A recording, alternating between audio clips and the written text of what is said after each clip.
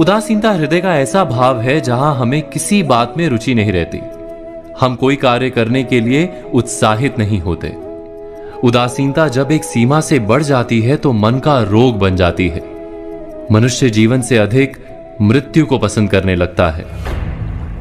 हम सब जीवन में कभी ना कभी उदासीनता का अनुभव अवश्य करते हैं। मन निराशा से भर जाता है और हम कार्य का त्याग कर बैठते हैं।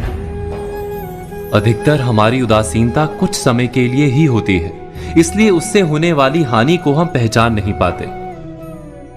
किंतु उदासीनता धीरे धीरे आदत का रूप धारण कर लेती है और हम बार बार उदासीनता के कारण हाथ में लिए कार्य अधूरे छोड़ देते हैं।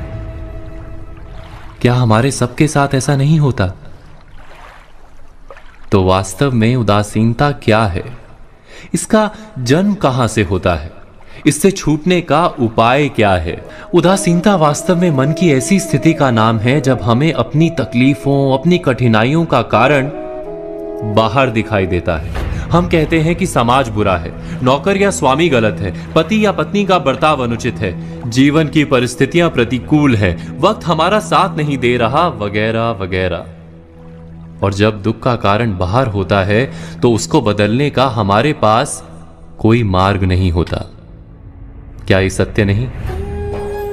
हम समय को किस प्रकार बदल सकते हैं? परिस्थितियों में कैसे परिवर्तन ला सकते हैं हम? अर्थात हम स्वयं को निस्सहाय मानने लगते हैं और वहीं से उदासीनता का जन्म होता है। क्या ये सत्य नहीं? प्रश्न ये है कि क्या हमारी सारी विपदाओं का कारण बाहर है या स्वयं हमारे भीतर है? हमारे बुरे हालात क्या दूसरों के कारण है? क्या हमारा परिवार हमारा शत्रु है? क्या समाज दुश्मन है? या हमारी परिस्थितियां हम स्वयं निर्मित करते हैं? विचार कीजिए। पतझड़ में पत्ते गिरा देने वाली ठंड क्या वृक्ष के साथ दुश्मनी कर रही है?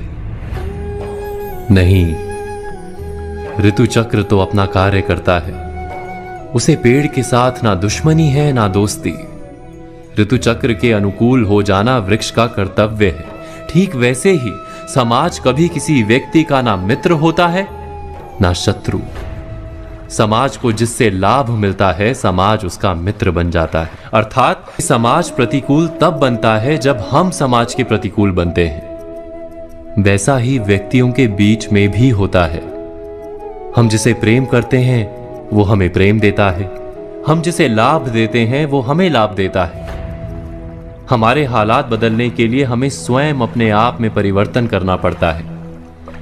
इतना समझ लेने पर स्वयं में परिवर्तन करना कठिन नहीं।